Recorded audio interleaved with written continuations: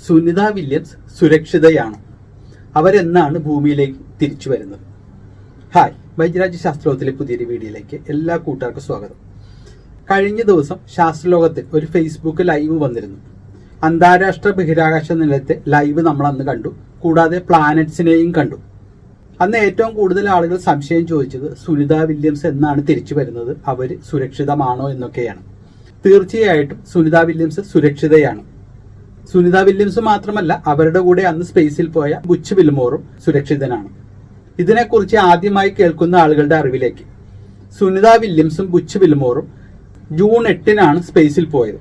International space സ്റ്റേഷനിലേക്ക് സാധാരണ 3 മാസമോ അല്ലെങ്കിൽ 6 മാസമോ കൂടുമ്പോഴാണ് ആളുകളും അവർക്ക് ആവശ്യമായിട്ടുള്ള ആഹാരവും ഡ്രസ്സും എല്ലാം ആയിട്ട് ഒരു പേടകം ഇവിടെ നിന്ന് പോകുന്നത്. ആദ്യമേ പോയിക്കൊണ്ടിരുന്നത് സ്പേസ് ഷട്ടിലായിരുന്നു, പിന്നീട് പോകുന്നത് സോയൂസ് വാഹനങ്ങളിൽ, പിന്നീട് ഇപ്പോൾ അത് എലൻ മസ്കിന്റെ സ്പേസ് എക്സിന്റെ ക്രൂ ഡ്രാഗൺ മോഡ്യൂൾ. അതും കൂടാതെ പുതിയതായിട്ടൊരു കമ്പനി ബോയിങ് വന്നു. അവരിവിടെ നിന്ന് ആളുകളെയും ആഹാരവും എല്ലാം ആയിട്ട് പോകാനായിട്ട് ഒരു പുതിയൊരു പേടകം ഡിസൈൻ ചെയ്തു, സ്റ്റാർ ലൈനർ. ഈ സ്റ്റാർ ലൈനറിന്റെ ആളുകളില്ലാത്ത പരീക്ഷണമെല്ലാം വിജയകരമായിട്ട് ചെയ്തു. അതിനുശേഷം ഇപ്പൊ ആളുകൾ വെച്ചുള്ള പരീക്ഷണത്തിലാണ് സുനിത വില്യംസും വിൽമോറുമായിട്ട് പോയത്. ആക്ച്വലി ഇവരുടെ പ്ലാൻ വെറും 8 ദിവസത്തെ മാത്രമായിരുന്നു. അവിടെ പോയിട്ട് സ്പേസ് സ്റ്റേഷനുമായിട്ട് ഡോക്ക് ചെയ്യുക, എല്ലാം ശരിയായിട്ടാണോ വർക്ക് ചെയ്യുന്നത് നോക്കുക, തിരിച്ചു വരിക, ഇത് മാത്രമായിരുന്നു. എന്നാൽ അവർക്ക് ഡോക്ക് ചെയ്യാനുള്ള റോക്കറ്റിന്റെ, അതായത് റിയാക്ഷൻ എഞ്ചിനുകളെല്ലാം തകരാറിലായി. 28 എണ്ണത്തിൽ 5 എണ്ണവും തകരാറിലായി. കൂടാതെ ഹീലിയം ടാങ്കിന്റെ ചോർച്ചയും.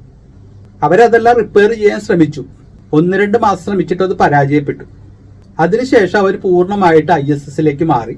അവർ പോയ പേടകം ഭൂമിയിലേക്ക് തിരിച്ചയച്ചു. ഇതാണ് ഇപ്പോഴത്തെ അവസ്ഥ. ഇനി സുനിത വില്യംസിനും വിൽമോറിനും തിരിച്ചു വരണമെന്നുണ്ടെങ്കിൽ അവിടെ നിന്നൊരു പേടകം, ഒരു പേടകം ഇതിനു മുന്നേ പോയ പേടകം ഡോക്ക് ചെയ്ത് വെച്ചിട്ടുണ്ട്. ക്രൂ ഡ്രാഗണിന്റെ ക്രൂ 9 എന്ന് പറയുന്ന ഒരു പേടകം. അത് കഴിഞ്ഞ സെപ്റ്റംബറിലാണ് അവിടെ പോയത്. വേണമെന്നുണ്ടെങ്കിൽ സുനിത വില്യംസിനും വിൽമോറിനും ആ പേടകം എടുത്ത് ഭൂമിയിലേക്ക് വരാം. ആക്ച്വലി അത് മാർച്ച് അവസാനമോ ഏപ്രിലാണോ തിരിച്ചു വരേണ്ടത്. ആ പേടകം മാത്രമല്ല, ഈ സ്പേസ് സ്റ്റേഷനിലുള്ള 7 ആളുകളിൽ 4 ആളുകൾ അതിൽ കയറി തിരിച്ചു വരണം. സുനിത വില്യംസിന് മാത്രമാണ് ഉപയോഗിക്കുന്നുണ്ടെങ്കിൽ വെറും 400-500 കോടി രൂപ ഇവർക്ക് മാത്രമായിട്ട് ചെലവഴിക്കണം. അപ്പോൾ പ്രായോഗികമായിട്ടുള്ള കാര്യം എന്താണെന്ന് വെച്ച് കഴിഞ്ഞാൽ, അവർ തിരിച്ചു വരുന്ന സമയത്ത്, അതായത് മാർച്ച് അവസാനമോ ഏപ്രിൽ ആദ്യമോ, അവരുടെ ആ 4 ആളുകളുടെ കൂടെ ഈ 2 പേരും കൂടി ചേർത്തിട്ട് ഭൂമിയിലേക്ക് തിരിച്ചു വരണം. അതാണെന്നുണ്ടെങ്കിൽ അധിക ചെലവൊന്നും ഉണ്ടാവില്ല. എന്തായാലും ഇപ്പോഴുള്ള പ്ലാൻ പ്രകാരം മാർച്ച് 19-ാം തീയതിയാണ് അവർ തിരിച്ചു വരുന്നത്.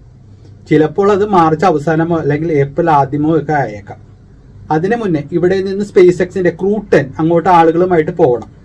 ഈ 3 ആളുകളും ISSൽ പ്രവേശിച്ച് അവർക്ക് ഒരാഴ്ച ട്രെയിനിങ് കഴിഞ്ഞതിന് ശേഷമായിരിക്കും അവിടെയുള്ള 4 ആളുകളും പ്ലസ് സുനിത വില്യംസും വിൽമോറും ചേർന്ന് ഭൂമിയിലേക്ക് തിരിച്ചു വരിക.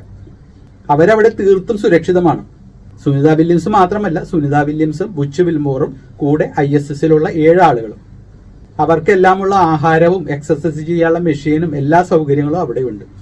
ഇതും കൂടാതെ കഴിഞ്ഞ ക്രിസ്മസിന് ഇവിടെ നിന്ന് സുനിത വില്യംസിനും വിൽമോറിനുമുള്ള ക്രിസ്മസ് ഡ്രസ്സുകളും എല്ലാം അയച്ചിരുന്നു. അപ്പോൾ അവിടെ അവർ തീർത്തും സുരക്ഷിതരാണ്.